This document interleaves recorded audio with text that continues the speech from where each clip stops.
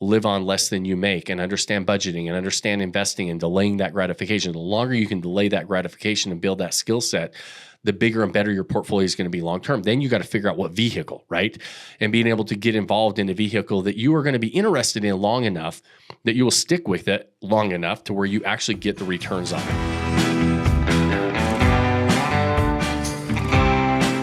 What's up, guys? Welcome back to another episode of the Vacation Rental Revolution podcast. I'm your host, Shawn Moore. We're back with our Whiskey Wednesday episode. Mr. Dave Savolich joining me. Guys, we always do like episodes within the episode. On Wednesdays, we do Whiskey Wednesdays. These are short, sweet, to-the-point episodes where we talk about kind of some things that are going on this week in our world. We talk about some hot topics in the trending in short-term rental worlds, and then also mostly kind of more than hot topics, we're answering questions that you guys are sending in. So you guys are doing an amazing job of sending us in questions and getting those questions answered. And so always as a reminder, at the top of these episodes, send us in those questions to support@vodacy.com. Dave will get them on the agenda, and we'll answer those questions for you on these Whiskey Wednesday episodes. And then on Fridays, the episode within the episode on Fridays is our interviews with short-term rental investors that are succeeding at a high level. Success leaves clues, so always join us for those Friday conversations as well. And then first of the year, we're going to start adding another episode. So we're going to have 3 a week instead of 2 a week. And coming up is going to be Experts Corner. Yeah. So we're going to talk about industry experts. And so we're excited to launch that as well. Yeah, that'll be exciting. That'll be good. I'm excited to get some of those experts on there and kind of get their feel and their take of the industry and some of the things they do, their expertise and so forth. So it'll be good. Yesterday was a fun day. Tuesday, we had about 8 or 9 of our exclusive partners for Vodacy in our corporate office here in Ogden, Utah, and spent the day on a strategic meeting with them to really dive into our members' needs, goals for 2025, future outlook of short-term rentals, and really just kind of brainstorming on how we better can support our members, prospects that are considering Vodacy, but also, the industry and everything from upcoming workshops and events to quarterly events to, just improving things within the short-term rental world. Yeah, it's always great to sit down with those guys. I mean, we always, we surround ourselves with the best in the business, right? Yeah. We bring in the best photographers, CPAs, designers, everybody to help tell that story, management partners, lenders.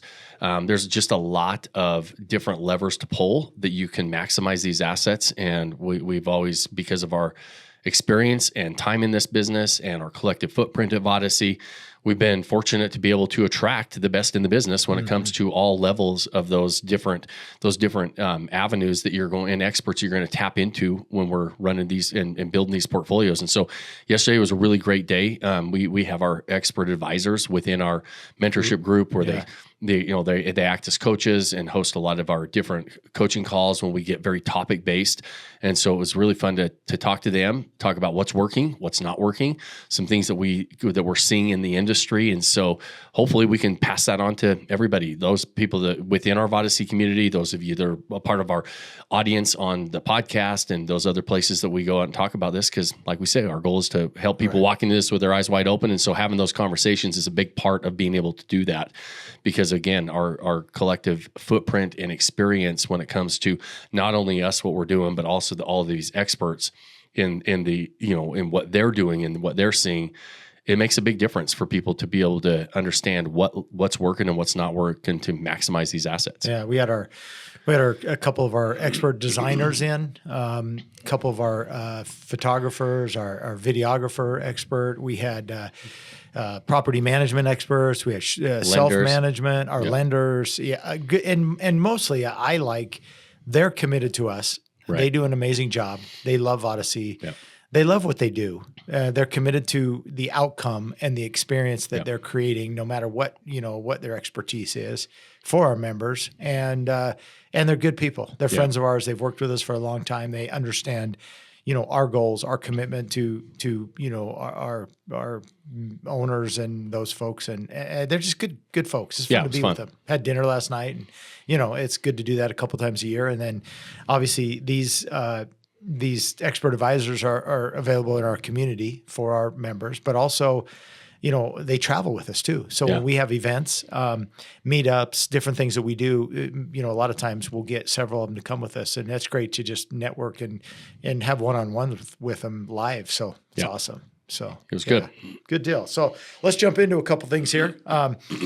We're going to talk about subject to financing a little bit. We're going to talk about kind of when to start, what ages to start this journey. Okay. And then we're going to talk a little bit about, staying at a hotel versus a short-term rental, kind of get into some of those things. So let's talk about subject to financing. So this was a question that came in, and it was, I hear a lot of talk about subject to deals and creative financing. Do you believe it opens up additional short-term rental opportunities? And would you share some pros and cons of creating financing? Yeah, creative financing and subject to is just one avenue in creative financing, right? So consider when I'm talking about this, creative financing is a skill set and something that every investor should be considering. Every investor should be understanding the different, avenues of creative financing. And there's a lot of different avenues, right? And we assume that subject to is the same as seller financing, and there's the same as wrap mortgages, and the same as maybe lease options. There's a lot of different avenues when it comes to creative financing. And should an investor have that skill set and the knowledge of how and when, what deals or opportunities that they can put that into place? Absolutely. 100%. It's a skill set that you should know as an investor to have in your tool belt, right? And so it's the pros and cons of it are, the pros are it opens up different ways to get into properties without as much money, without having to qualify for bank financing. And maybe you don't qualify very well for bank financing, or maybe you need to put less amount down. Sometimes it opens up opportunities where you're putting 3 or 5% down, sometimes 0 down, and you're not going to find bank financing that's going to allow you 0% down, right? And so it opens up the opportunity to have conversations with sellers and then all of a sudden understanding, okay, just as a quick, here's 3 different options. If you're talking about seller financing, that means typically seller financing is when the owner has a lot of equity, owns the property free and clear, and they will actually become the bank for you, right? You're gonna give them a down payment. You're gonna structure a loan payment, and sometimes that has a balloon payment. Maybe it's amortized over 30 years, and you got a balloon payment in 5 years or 10 years, where you're gonna basically cash them out. They're gonna say, hey, listen, we'll finance this for you. We'll amortize it over 30, but you're gonna have a balloon payment in 5 or 10. That's a very straightforward, we're going to pay a certain interest rate. You negotiate that with the seller. They own the property. They can do that. They've got all the equity. Right. That's kind of seller financing. Subject to, or a mortgage wrap. A lot of times you used to hear talk about wraparound mortgages. They're very, very similar in the fact that what that means is a seller is going to sell a property. Maybe they have a certain amount of equity that they're going to finance for you, but they're going to become in second position and leave the current financing, the current mortgage in place. And what it means is you're going to ultimately start paying that. They're going to sell you the property subject to the existing financing staying in place, or wrapping that mortgage, right? Executing that is a little bit more difficult, right? There's more that's involved. And so understanding not just the concept of it, but having the right team in place to make sure that you've got the right title companies, the right attorneys, everything else, making sure that you can execute that to mitigate your risk as much as possible, right? There's people who really understand how to do that. As an investor, sure, we should know that. When I started my career, in the beginning of my career, 25 years ago, I couldn't get a bank loan. I really wasn't lendable in the traditional sense of getting traditional financing. And so I learned quickly the skill set of lease options. It was a really simple process, right? There's 2 things you have to do to execute a lease option. One is the option to purchase a property. So I talk to sellers and say, hey, listen, can I have the option? I'll pay you X amount of money for the option to purchase this property between now and maybe 3 to 5 years from now. And I lock in a price. And so I was able to negotiate a purchase price that was locked in. Sometimes it's at, or even sometimes above market value at the time that I would negotiate that. But then I would say, the second thing I'm going to execute is a lease, because most people understand leases, right? Leases are fairly simple. Sellers understood it. I was understanding it in the very beginning of my career. It's a really simple way to figure out how to creatively finance a deal. The drawback is I didn't own the property until I executed that option. But what I did is I controlled the property. So I controlled the property through a lease. I had the option to purchase it down the line. By the time I executed it, I would usually have baked in equity. And so that was another way for me to get into real estate, right? So the long-winded answer for this is Is it something we should consider? 100%. The pros and the cons, right? The cons, it's like, well, why wouldn't everybody look for seller financing, creative financing if you can put less down and you don't have to qualify for the bank? Well, because not every seller is willing to do that, right? And so when you have the ability to get financing, when you have the ability to pay cash, you also carry a big stick as far as leverage goes when you're negotiating. And so now every property on the market is available for us to go purchase if I have the ability to go pay for those properties, right? Now I've got the ability to execute because I've got the capital, I've got the financing in place. I don't have to worry about negotiating that seller or talking that seller into making a win-win situation on them financing it. So the benefit of having cash or lendability and capital is that everything on the market is open for you to negotiate on. When it comes to seller financing, creative financing, your market, the pool of properties that are going to be able to do that on is going to be smaller because not every seller is willing to do that, right? And so you might find the perfect property in the perfect area, and your only option is creative financing or seller financing, and everything works as far as it's listed for the right price. It's everything. It's right where you want it, but you can't execute it because you don't have the ability to, right? The seller's not willing to negotiate that, and you don't have the ability to pay for that property. And so those are the kind of the pros and cons of it. And I always get the question of, well, why would you go pay for a property then if because many times the terms, frankly, especially in an environment we're at right now where interest rates are pretty high, a lot of existing financing on properties that you could buy possibly subject to or with wraparound mortgages, the existing financings at really low interest rates. And you're saying, well, why wouldn't you just go do that? Well, not every seller is willing to do that, right? It's not like you're able to negotiate that for everybody. And so you have to run down both roads as an investor, but you should 100% understand how to execute some of these deals, how to negotiate these deals, how to understand how it makes it a win-win for you and the seller, how to articulate that to the seller so that you can stack the odds in your favor and say many of these properties the sellers are willing to do that. You need to understand how to make that work for them. That ultimately in turn helps it make it work for you, right? So the question is, how do you find these deals? And that's a big thing because I have a lot of people say, hey, so how do I find these creative financing deals? That's the skill set you got to go learn, right? Yeah. They don't show up and say like most of these properties they're not just they don't say, hey, short-term financing. Yeah, it's like, hey, listen, this is, and a lot of them when people advertise, hey, seller financing available, owners willing to carry the contract. A lot of times those aren't the terms you necessarily want, right? They want, I've seen tons of those types of listings and they advertise that and they want 50% down and they want, a high interest rate. And most of the times when it's advertised like that, you're like, if I'm putting 50% down and I'm going to pay that much, I'll just go get a loan, right? I'll just go get a bank loan. Right. So what about your real estate agent? Can they help? Yeah, absolutely. A good agent can help you source the deals, but really it comes down to marketing and putting yourself out there as a buyer, right? Hey, you've all seen signs, hey, we buy houses cash, we do this. Those investors are trying to get sellers to call them and that they're interested in selling their property. And then they start having the conversations of, okay, do you really want cash? What are you really trying to get out of this property? Many times sellers, they realize that, hey, listen, I don't really want to sell it all cash because I don't want a huge capital gains bill, for example. Right. There's reasons why they would rather have, monthly income generated by carrying that contract or doing a lease option. And you don't know that until you have those conversations. And so it's putting yourself out there as a buyer that, hey, I'm a real buyer. I'm looking for properties in this area. If we can, I love your property. I love your area. Is there something that we can talk about that works for both of us? What are you wanting out of this deal? Right. And it's not always, I want to get paid all my money.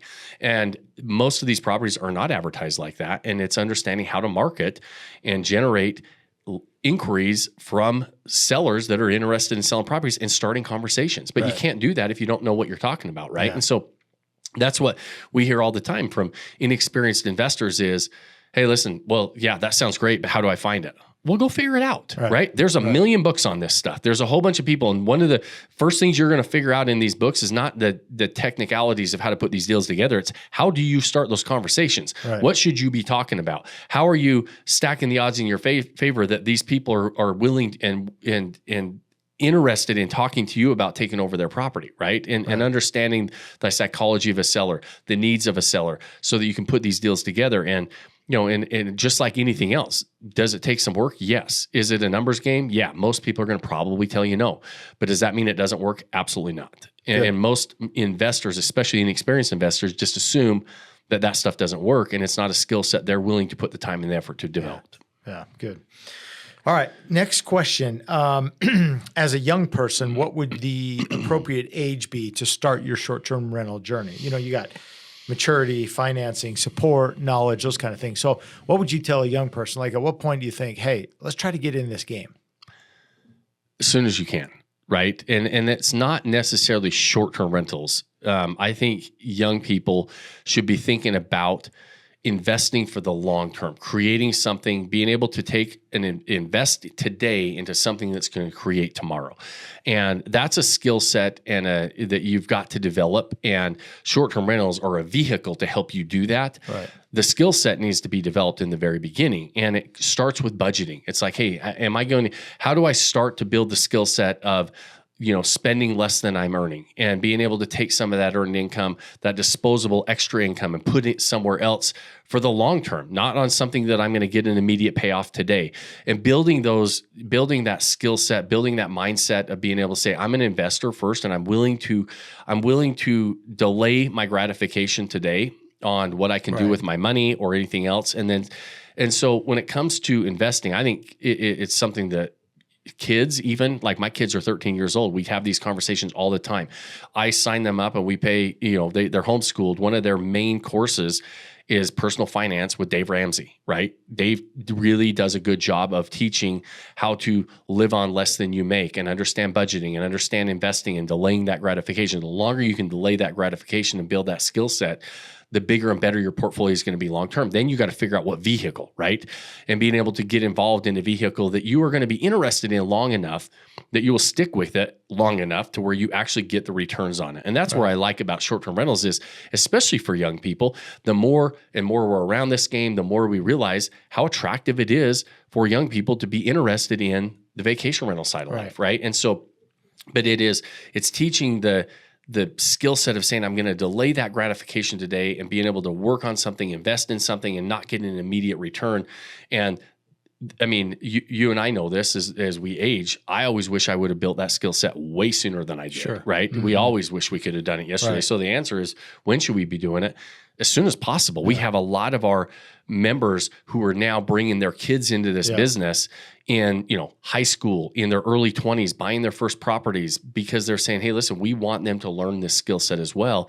And this is a vehicle that they are interested in enough to start to build up, because there is a little bit of instant gratification with short-term rentals that there isn't necessarily with some other investments, right? You have a place you can go They stay, can go use them and enjoy them, and it's like tangible. Yeah. So those things are benefits to keep you interested on the short term, so you can get to that long term, but it's really understanding what you're really trying to do. The longer you can delay the gratification and live below your means and everything else, the bigger the payout's going to be on the back end. Well, and I think too, it's important to, as parents, teach your kids, just like you said, start saving your money, but they need to build their credit, and they'll have a W-2, and getting a credit card and being responsible for that will help build their credit, so that when they go and try to apply for a loan and some of these things, they'll have some of that stuff built up as well. And we can help them with that, because a lot of times they don't know. They just figure, hey, I can just go get some money. And it's not quite that easy. So we have some responsibility there as parents as well. Right. So. And teaching them like what a good deal is and what a good deal isn't. And not just saying, hey, here's the deal that I would invest in. What I do with my kids is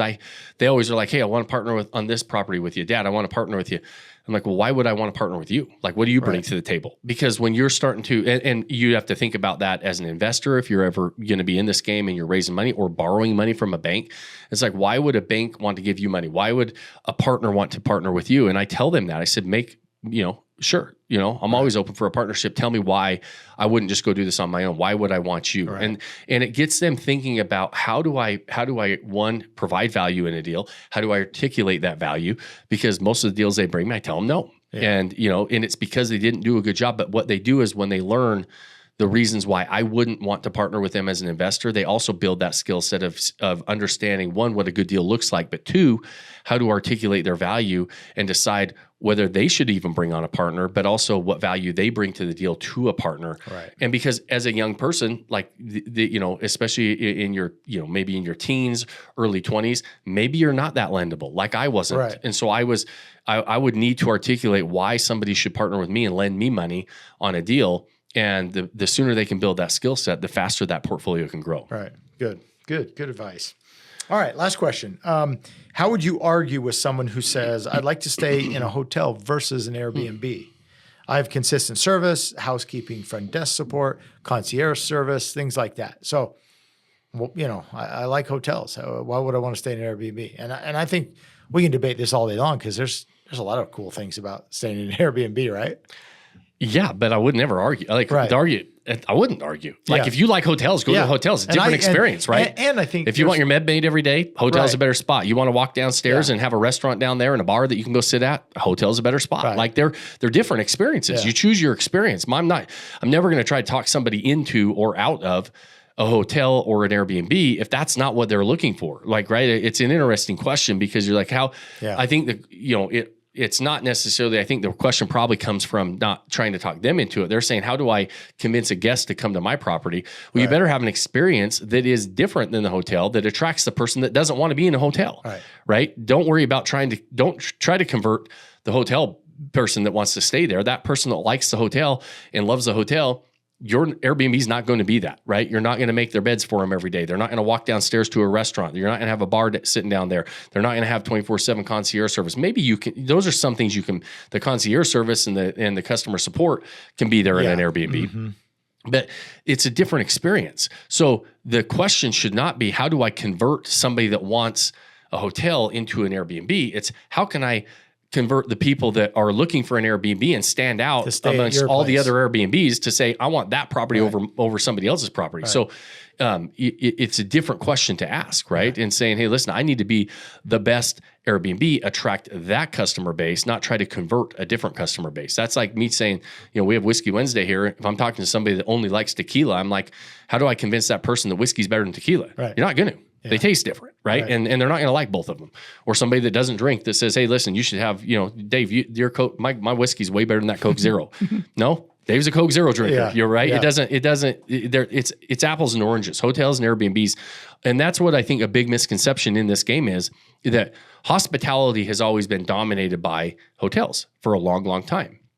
Now, Airbnbs, short-term rentals, and have come onto the stage as another preferred accommodation for a lot of travelers, and they become mainstream. It does not mean that Airbnbs and short-term rentals are going to take over the hotel industry. Absolutely not. They're totally different products. Right. They offer something totally different outside of somebody who owns a short-term rental in a condo complex that is kind of directly competing with a hotel in this similar amenities, similar size homes, all those different things. Maybe you can make the argument that you're still kind of attracting the same customer. For the most part, short-term rentals and hotels, completely different customer base, right? And we stay in both, right? Yeah. You and I both stayed in hotels at times. We stay in short-term rentals at times. Yeah. And it matters on what we're doing on the traveling, where we need to be proximity-wise, how long we're there, some of those things. There are times we're traveling with. Families, sometimes you may have a better experience with an Airbnb or with a sports team or a big group of people, things like that. It's different. And so, I guess the answer to the question is, I don't try to convince them. I don't try to argue them with somebody and say, hey, how do I win that argument that a short-term rental is better than a hotel? It's not. Yeah. It's different. They're great. Right? They're both great options depending on the situation. So absolutely. Yeah, that's good. Yeah. All right, buddy. Well, I think that was good. I appreciate the insights. Good advice, good details. Again, if you guys have questions and you want us to address them and kind of chat about them and talk and give our advice, please send them into support@vodacy.com and we'll make sure they get on the next episode. Okay, let's do it. So you guys make sure you send those in as a favor at the end of every episode. 2 things. If you like this show, share it. Those things really help us grow the show. We don't run ads or sponsorships. We don't like people telling us what we can and can't talk about or the products we need to support and don't support. And so the only way the show grows is if you guys share it. Our goal is to help people walk into this game with their eyes wide open. Again, every week we're going to do episodes within the episodes, right? The Vacation Rental Revolution podcast on whatever platform you're watching or listening on, you can find it. But then every single week we have different types of episodes with Whisky Wednesday, with our interviews with investors, with our Experts Corner. And it helps you really get a good foundational understanding of what this game is like. And then if we're not covering those topics that you want, like Dave said, send them into support@odyssey.com. We'll make sure we answer those questions for you. And then whatever platform you're watching or listening on, give us a like, thumbs up, give us a review. If you've got a little bit more than 30 seconds, those things help us as well and tells us whether we're doing a good job or not for you. And the final, most important thing that I ask you and challenge you at the end of every episode is pick that one thing you can do today. Start building that life you don't want to take a vacation from. Cheers, my friends. Cheers, brother. Cheers, buddy.